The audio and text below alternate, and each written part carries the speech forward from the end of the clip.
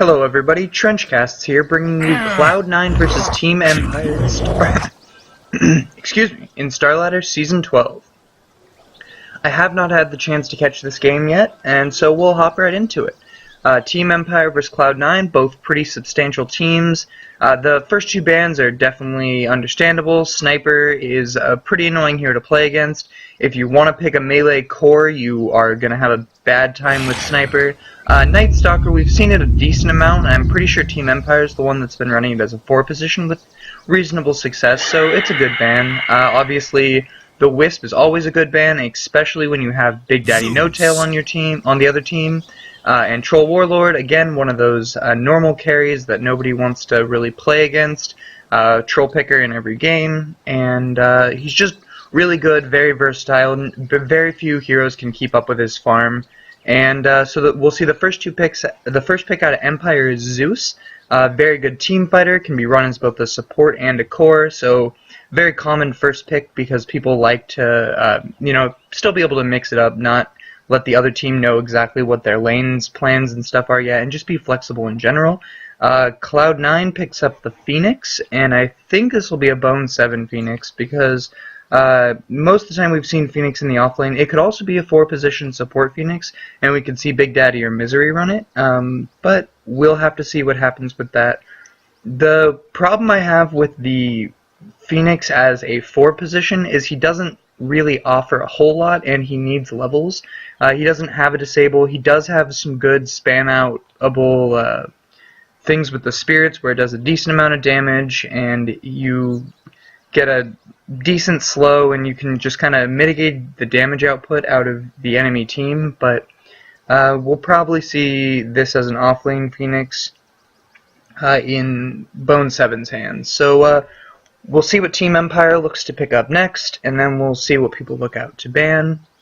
From Team Empire, we see Skywrath Mage, so that's probably their other support, it's almost undoubtedly a support. We've seen core Skywrath Mage a little bit. He picks up that Bloodstone, maybe an Ags. He does a lot of damage with his Mystic Flares, but then the enemy team picks up BKBs and just gets in your face and kills Skywrath because he has very pathetic HP pool and almost no armor. So it's pretty difficult to run him as a core. So we'll probably see it as a support here. Very good zoning support.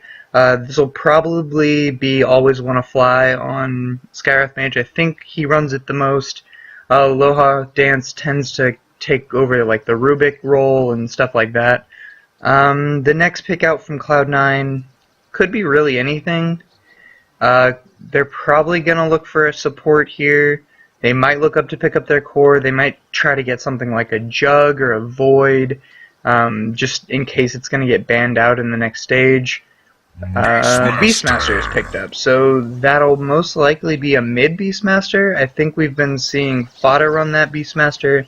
Gets the Blink, gets the Necro 3. I think the other day I saw Fodder pick up like a 13-minute Necro 3 or something like that. It was absolutely ridiculous. He was able to solo kill almost any hero on the map in his mid Beastmaster. So it's a very good hero. You can also run it in the offlane, so it kind of still keeps their lanes flexible, and maybe Empire won't know exactly what they're wanting to do yet. But so far, it's pretty interesting draft from Cloud9. Fairly greedy just because the Phoenix really needs her levels. And the Beastmaster obviously really needs his levels, really needs some farm, wants that Blink Dagger, wants that Necro 3. The next two bans are Brewmaster and the Undying. So Undying, kind of a surprise ban for me. I have been seeing him picked up more. We saw it in the Complexity versus EG game, I believe.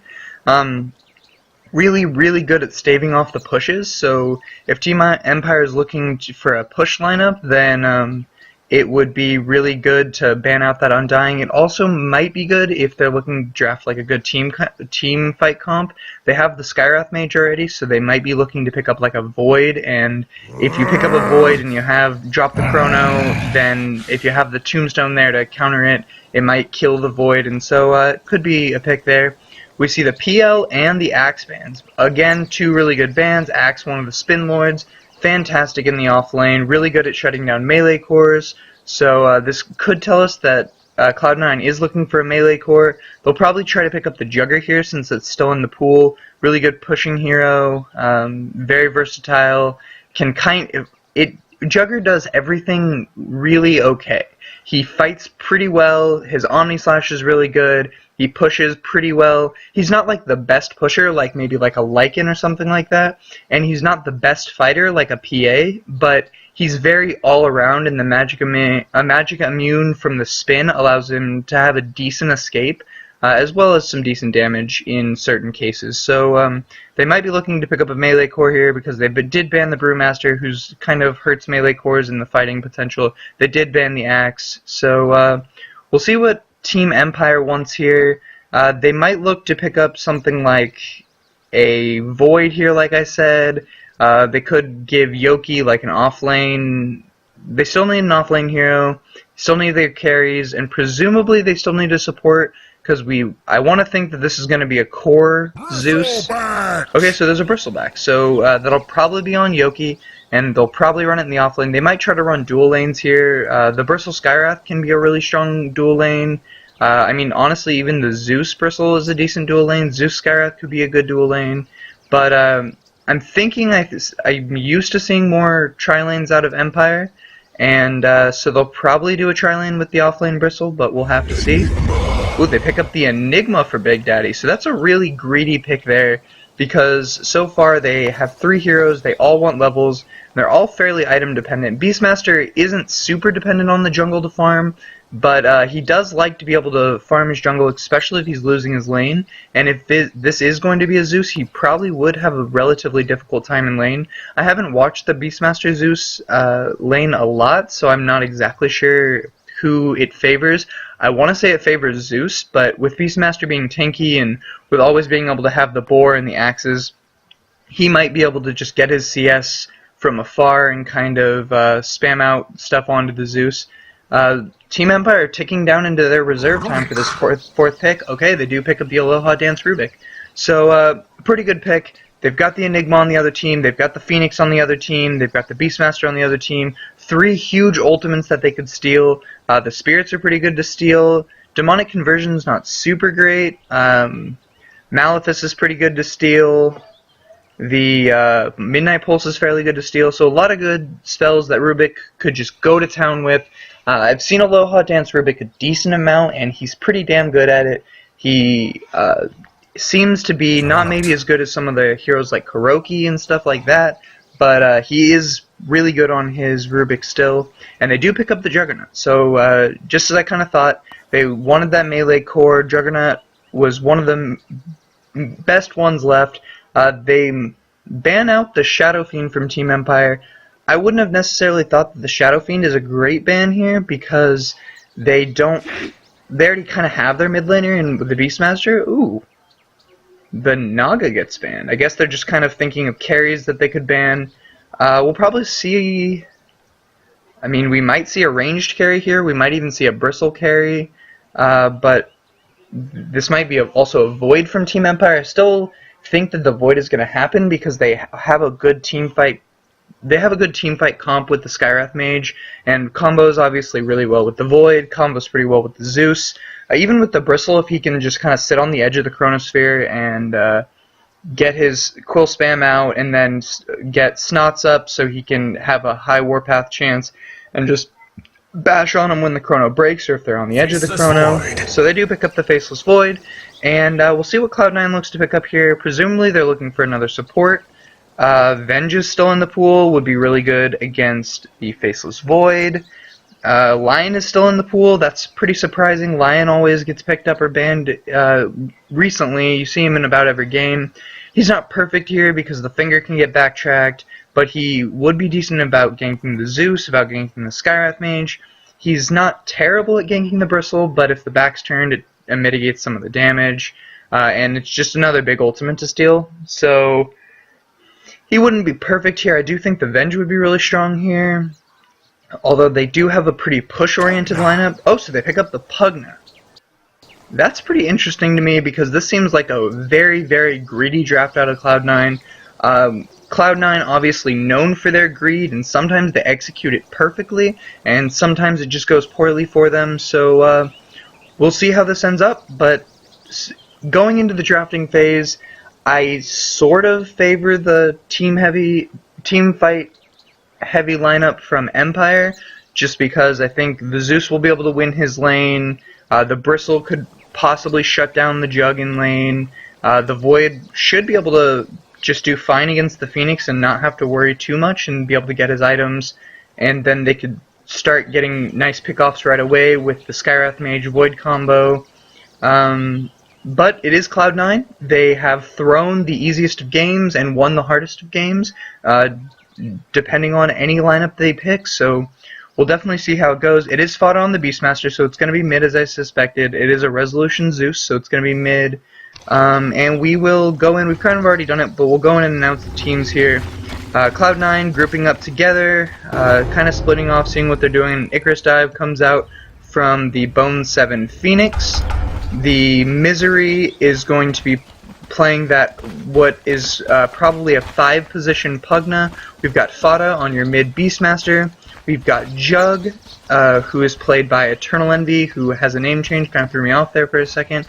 And Big Daddy No Tail on the Enigma. Very good signature hero from him. Picks up the conversions first. We've got Aloha Dance on the Rubik going down into the offlane. We've got Yoki on the Bristleback also going into the offlane, so this might be a dual lane here, or Rubik could just look to roam and rotate. They're kind of Cloud9 sitting there, good positions to secure their jungle, making sure that they don't get too many camps blocked. We've got Always Wanna Fly on your 5-position Skywrath Mage. We've got Silent on the Faceless Void, and we've got Resolution on the Zeus. They're going to look to secure this both runes here. We might see a First Blood, and the wards are planted down, so he places the Sentry Ward to get that quick D ward right out of the way. Mischance giving him a hell of a time here, and they do end up getting the wards. So there is going to be a little bit of skirmish going on here, but mainly I think it's just going to be both runes are actually going to go to Cloud9. So pretty good early game advantage there for them. The first one picked up on the Beastmaster, the other one picked up on the Juggernaut, so pretty strong there for them. Jug is chasing Aloha Dance out of the jungle. This will be what looks like a dual lane bottom for Empire with Aloha Dance and Yoki. Mid lane, we've got the Fada Zeus, or we've got the Fada versus the Zeus on Resolution. I do favor Zeus here. I just think he should be able to spam and nuke him down, but the Axes are a good nuke, especially in the early game, and he should be able to contest and give a decent run for his money. We'll pull up the last hits here. First boar being cast. Aloha. Ooh, a lot of damage was taken there from Bone 7, but he's going to salve himself back up. He does have 6 tangos. He's predicting this to be a pretty hard lane. They have not started the pulls yet. The camp wasn't blocked, so they will be okay there. Down bottom, we see Aloha Dance taking some harass, and Envy getting some good hits on the Bristleback, getting some crits. There is a lot of harass down here in that lane. The lift comes out, and it's just going to be a harassing lift. Back up top, we see Big Daddy No Tail in his jungle doing his thing. Cleared these creeps right away, and he's taken the camps. So he will look to probably get his fast mech, maybe a blink dagger in the mid lane. Fada kind of manning up on Zeus a little bit, but the Zeus harass will probably scare him off. He does have 3 clarities. It's a lot of mana to be casting. All of his spells, they are getting their pulls off here now. Misery getting a double or a pull on a stacked camp, so this will bring the creep equilibrium back in their favor. Jug gonna go look for probably experience or just wait for the lane to happen. Resolution taking a fair amount of damage here. He doesn't have any items. He did go for that bottle rush. It is on the courier and on its way. Always Wanna Fly picks up an illusion rune, and he's gonna look to probably get some bolts out here onto the Beastmaster. But Beastmaster playing back, he already has his bottle. He also has a magic stick. He is doing pretty damn good here on his CS. He got some tangos pulled to him.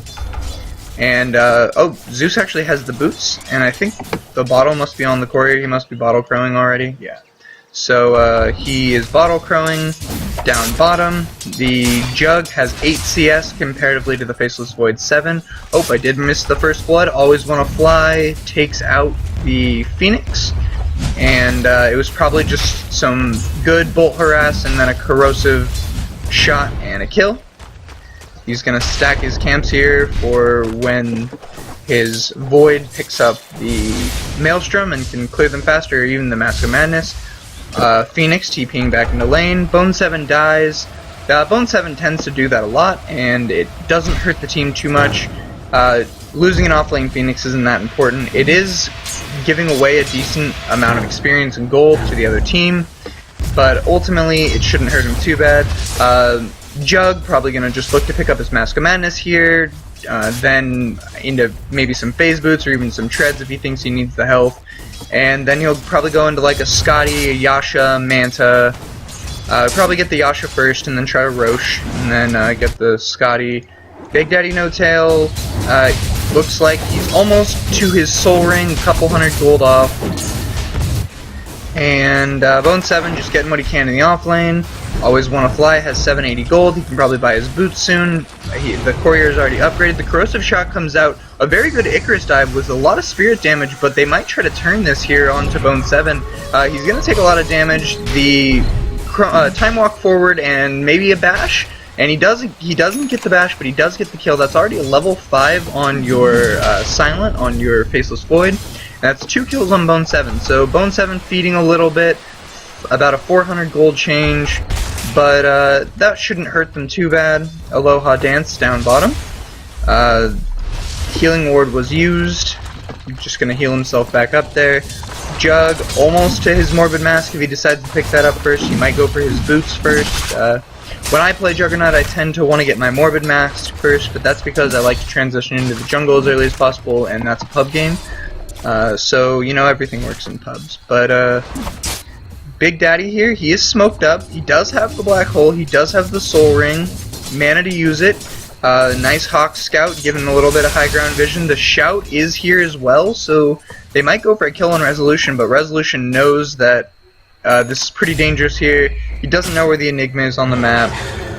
And Skywrath is going to TP in to the mid lane and try to help him out. Try to get some harass out onto Fada here with some good bolts. Oh, they're going for the lane secure. The Corrosive Shot goes out, and there's not going to be any follow-up to that. So, just Zeus spamming out some more bolts. Already 2 kills on the way of Empire. They have a decent early game lead, but with this new rubber band or comeback mechanic, whatever you want to call it, even though I don't think it's entirely unbalanced, early kills mean a little bit less unless you can just totally keep your lead. So Juggernaut, not quite level 6 yet, will not be able to get an Omni Slash out, but the Decrepify goes out, the magic damage is a good burst, the Malefice hits, and it's gonna kill him, and he'll Healing Ward up and he'll get out, so a good kill. Oh, but the Zeus casts his bolt and takes out the Zeus, or it takes out the Juggernaut. So Juggernaut goes down here to the bolt, and Aloha Dance is going to come in and rotate bottom.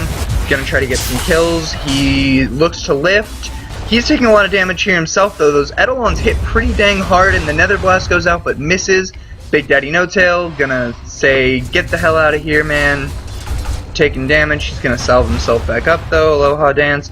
They are getting a lot of damage out here on the tower already with the Eidolons and the Decrepify the Nether Blast. Mid lane, they're already looking to take this tower. Phoenix there for some backup. The 2 Boars offer a decent amount of push. The Hawks, good amount of vision. Some good wards here for the Dire side. They have their 1 ward there, and the ward in the mid lane to scout the high ground.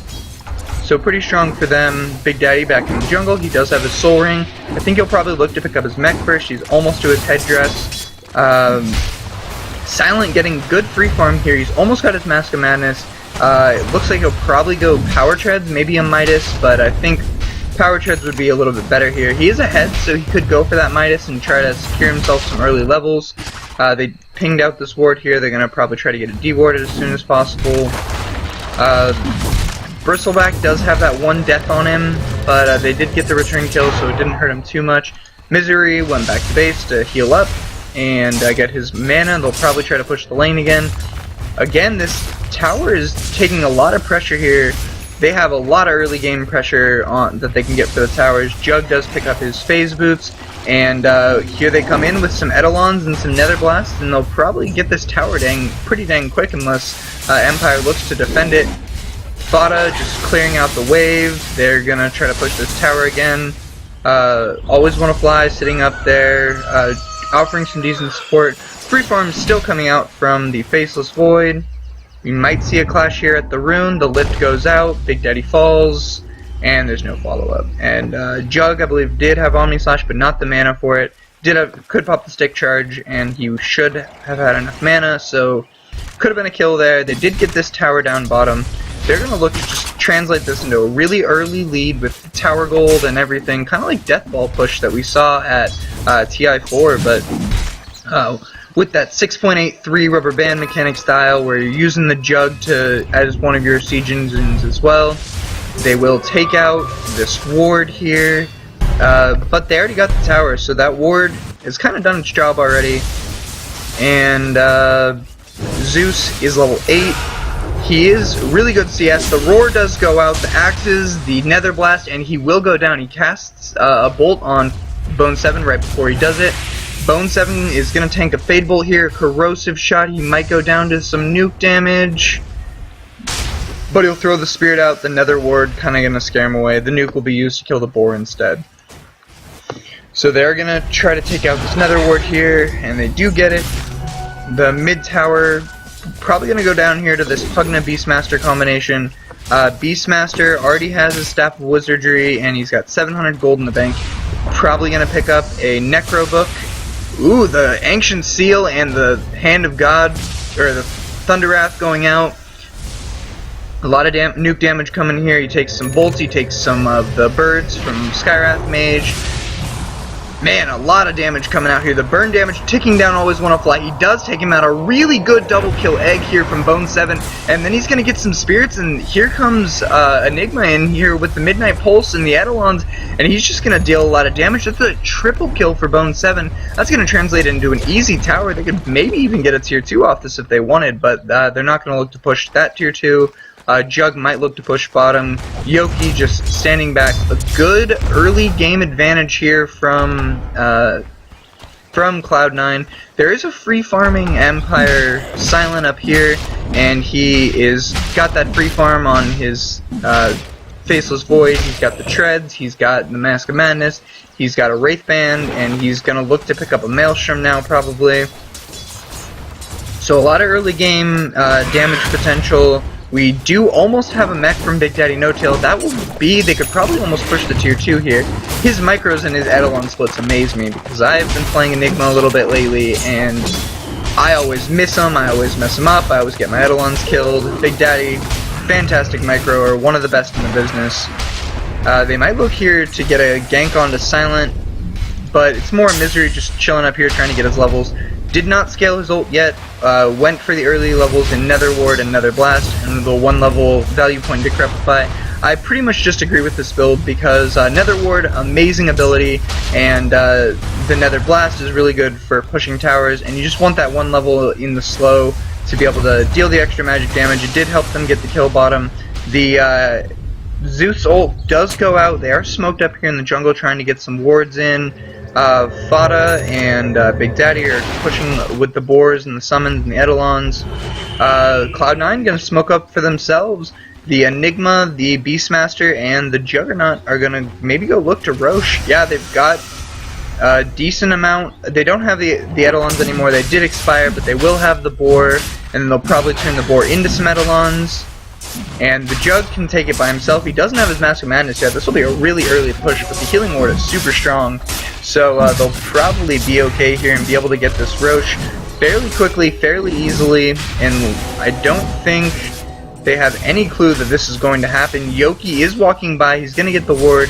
He does ping it out. The Skywrath Mage uses the Corrosive Shot, The Mystic Flare goes down, Roche goes down, Jug picks up the Aegis, and they're going to get out of here alive. The Roar goes out onto Yoki, but they're not going to follow up. The Void casts the Chrono, and he does take down Big Daddy right away. He's clicking down Fada with those right clicks, and he's going to take it, but a pretty good Omni Slash here. They are going to take out the Faceless Void. The Egg goes off without a hitch and no problem. Always Wanna Fly is going to tick down here to the right clicks from the Jug and from the Spirits from Bone 7.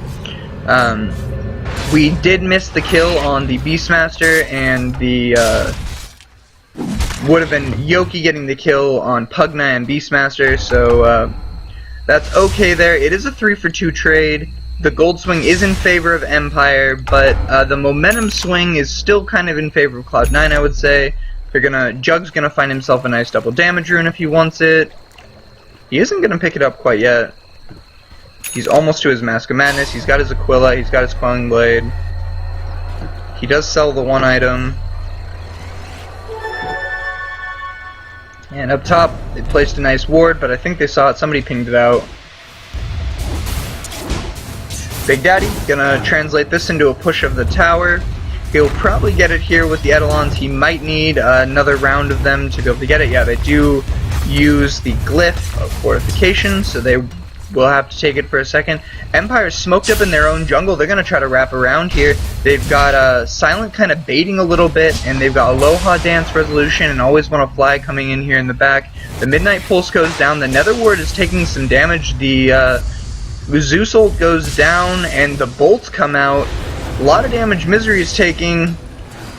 Big Daddy No Tail might die here on the side. He is going to get lifted. We do see the Pugna go down out in the side, and so does Big Daddy. So a lot of early kills coming out of Empire, taking the kill score to 9-7. We can look at the fight recap here and see that Cloud9 lost 500 gold and 887 was gained on Empire. So a little over 1,000 gold swing, about a 1,300 gold swing there. Pretty strong, but Jug now has his Mask of Madness. He can probably carry this game solo for the most part now. He is 0-1-3, doing okay. They still want to get this top tower.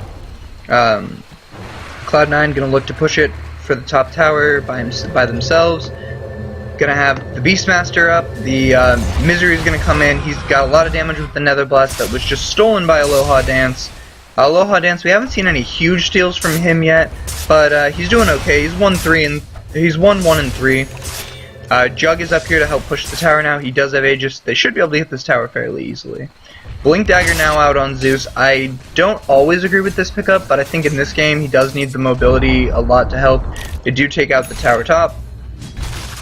And there's the Necro 1, I believe, from Fada. So yeah, he's got his Necro 1.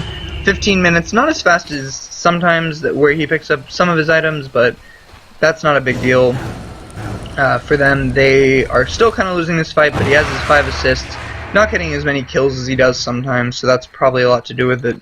Zeus bottles a regen rune. We just see Silent farming up here in the jungle. Zeus was doing some de-warding. And looking to stack the Ancients here. That's just efficiency right there. When your mid-Zeus is selfless enough to stack the Ancients that he probably won't take. They are going to get the ward out here. Was that the Zeus ult there? Yeah, the Zeus ult does go out. I guess just a vision. Keep it on cooldown. Get your MMR up by spamming that damage, says Resolution. So, Fada going to summon some Hawks. Going to try to get some vision for his team. And Cloud9's gonna smoke here. So they're smoking 4 with Jug kind of off, gonna farm bottom, maybe possibly the jungle. They're gonna look through their own jungle, and then the line on the map is they're gonna try to go up through the Roche pit. Misery scouting out here. He's got some good movement speed. They could catch Silent. He's taking a pretty aggressive farming position. I think they just saw that. So here comes Big Daddy in. The Chronosphere does come out. Silent's going to take a lot of damage, but the Spirits and the Nether Ward are going to scare him off. The Roar goes out, and Silent takes him down. Or Silent goes down here with a lot of the ultimates being used, but Pugna's ult is on a 13-second cooldown. It's going to be up real quick. They're going to translate this into a tier 2 push bottom, and it's not going to be a problem for them. Here they come, barreling down the bottom lane. The Nether Blast, the Axes, clearing out the creep wave. The Eidolons are going to deal a lot of damage. The Zeus spam is able to clear up a lot, but the healing ward can keep everything healthy. And the Nether ward going to punish the Zeus spam a little bit. That's a really good interaction there. And they do have the Necro summons up, and they easily take the tower. So, easy tower there for Cloud9. They don't have a problem with it. And Silent and Empire is going to look to see what they can do now. They still aren't too far behind. We'll pull up the gold graph here in just a second.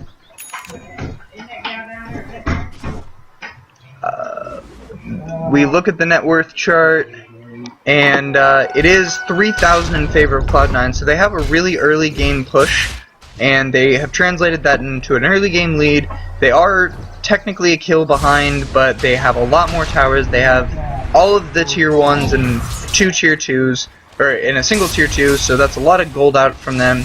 I mean, some people would describe it as there's still a lot of gold in the bank for Empire, but one thing that Cloud9 has always been fairly good at, in my opinion, is taking that early lead and then being able to keep it. Now, we all know that Throw9 has their classic throws where they have great early game advantage and then they just lose it, but Silent might go down here. The magic damage comes out. He is going to use the Chrono just to escape, and he's going to try to turn it into a kill. The Zeus damage, the Mystic Flare goes out, and they do take out the Juggernaut. That's a pretty good gold swing, I would say, there. That's like 800. The Shout goes out onto Always Wanna Fly and Yoki, but he's just going to TP out, use it to get away there. Misery gonna go look to farm the jungle a little bit. He does have his urn. He might look to pick up an Ag Scepter here. Very value pickup on the Pugna, but as this is a support Pugna, he's probably just gonna keep buying the wards. He's got his smoke and he's got his urn. They're looking to take this tower here. Yoki here by himself, but he might be punished by this. Big Daddy casts some Eidolons, and Fada is here. They might translate this into a tier 2 tower push. They do have this ward blocked off, but they get it. They do have the camp blocked off, but they get it right away. Big Daddy has his mech, he has his hood. He's probably going to go for a pipe here. Just really good for the 5-man, really good for the team push. Bone 7 has the Yule Scepter, not a build I always see on the Phoenix, but I also haven't casted a ton of Phoenix games, so really strong there. The Necro 3 already out for Fada. He'll probably look for the TP boots next. He sees Yoki in the jungle. He does have the roar, and he will roar it out. He casts the Necro 3, he casts the boar. The Zeus will go out, and they will take out the Jugger again with the Mystic Flare. Always Want to Fly on point with these Mystic Flares today. Very good here. It takes their push out a lot. The Decrepify goes out, and they do bring down Always Want to Fly. They will probably translate this into a tier 2 tower push. The momentum swing here has been in Cloud9's favor for a really long while. Their push is really strong. The D push out of Empire is not really that bad, but here we have a team fight. Misery's going to go down to the right, clicks the good Chronosphere position. The Snot comes out of Yoki, but he's going to get stunned up by the Q from Big Daddy, and a good egg here. They're not going to have time to hit it, and it is going to get a go off, and a good black hole here from Big Daddy when he's almost dead. Yoki is there as well, and they do bring down the Skywrath Mage. They bring down Aloha Dance. The heal comes out, bringing up Fada, and Yoki's still alive here. Zeus Resolution is going to do a lot of damage, and that team fight does favor Empire. They do get Yoki off the back end of that, and it does a lot of damage. They might try to get Resolution here. Envy going to clean him up. He might get a clean up Silent as well. That's going to be a triple kill from Envy if he gets it, but he does not. So, Always Want to Fly here, gets Decrepified. Nether Ward, the Mystic Flare goes out, but they tank it together, and it's all good. A triple kill coming out now out of Envy on his Juggernaut, and they're going to get a tier 2 out of this almost no problem. The Glyph, I believe, is down for Empire. And here we go. So they might even try to push high ground here, or at least force a lot of damage on this tower. There is no Aegis on Zeus or on Juggernaut, but the stolen Omni Slash, but the Roar takes him down, as well as the Life Drain from Pugna. And they're gonna get this tier 3 really, really quickly.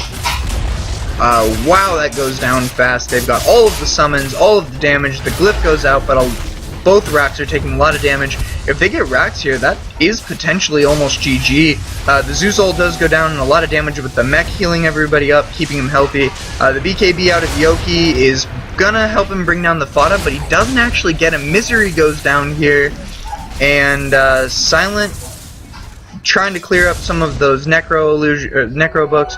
They do get the 1 racks, the ranged rack still remains, but they got the big racks. They got the one that most people care about in general. Aloha Dan's gonna come out and try to push out the top tower.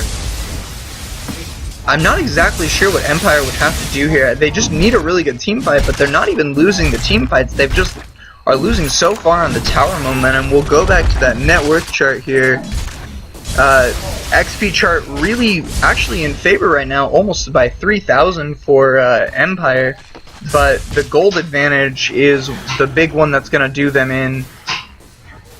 Yeah, it's a 4,000 gold advantage, so not even a huge gold advantage from Cloud9 either, but they are just getting these towers, they have this momentum, they're pushing really strong. I think Jug just picked up his Manta, he's already got another 1,000 gold, so Envy farming here really well. We'll pull up the net worths to see what we've got on that.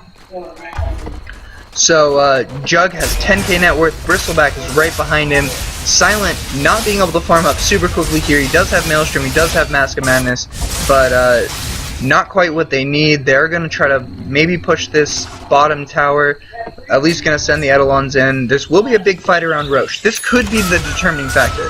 If Empire can win the Roche fight here, they can probably turn the momentum around in their favor. If they do get the Roche, or even if they let Envy pick it up and then kill them all off and get a good gold advantage swing and a good experience advantage, because experience becomes more valuable toward the late game. If you can get a few levels up on them, then you can be really strong. Fada doing a good split push here. We do see a 5-man smoke. Zeus ult goes out, but a 3-4-man black hole into a really good egg. Silent goes down in the middle of his chronosphere. Big Daddy is silenced up, but the mech had already went out. They take 4 here, and that's going to be an easy Roche fight and an easy Roche. That is almost a 4,000 gold swing there from in the favor of Cloud9. So they're going to start pushing while Envy takes the tower by himself, and they're going to look to take out Resolution here, but they do not quite get him. Had no nothing to stop the TP. So the tier 2 might go down to creeps here in the top lane, but it's pretty healthy still. They're going to take the Roche, and here comes this Death Ball in here.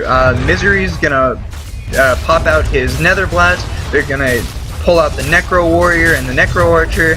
Gonna deal a lot of damage. Yoki buys back, and Silent is up for 16 seconds. And in those 16 seconds, they're probably gonna get both racks. They already took the other one in the mid lane. The Crepify goes out, the stun onto Aloha Dance. He's gonna get life drained up. The Nether Ward doing a lot of work here. The Spirit's going in, now the heal coming out from Phoenix. The dive is coming in, and they're dealing a lot of damage here to these racks, and they're gonna get them both. Envy with his Aegis. They might even try to translate this into top, or even just the GG push, but Cloud9 being much more disciplined than that, they're going to back up. I know if it was one of my teams, I would probably be very tempted to go in for the GG push, but they're gonna go back, farm up a little bit. They might look to get another item or two, but probably they're just gonna look for another good fight, and then translate that into a tower push, and then win the game. So it's going to be really hard for Empire here to come back. They are 2 racks down in 26 minutes. This game just got on the back of Cloud9 and has not stopped. They are a force to be reckoned with here. They're playing almost perfectly. They had some rough fights in the middle game, but they had some rough fights in the early game, rather. And we are in the mid game now, and they're just executing so well this draft that they have come up with.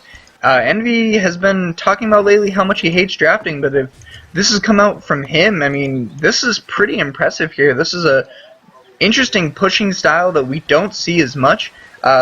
So one thing I always like about watching Cloud9 games is that they keep them interesting. They do pick things like Jug, they pick things, they pick things like Jug, they pick Troll, they pick every of these meta heroes, but then they just kind of create their own meta. And Empire here, they have some fairly non-meta heroes as well, but they're just this lineup here out of Cloud9 is incredibly impressive, and they're executing it perfectly. This mid-game push strat, this timing push strat, where they've got so much tower damage. They've already got the 2 racks. They'll probably end this game by like 30 to 35 minutes. We'll probably see the GG push here pretty soon. Fada has got his Blink Dagger, he's got his Boots of Travel, he's got a bottle, he's got his Necro 3, he's got everything a Beastmaster needs. Split pushing out bottom while his team goes back top. We do see the ultimate orb out of Juggernaut, and he will probably be looking to pick up a Scotty here off of that. Just more stats, translates more into the push, gives him some more kill potential.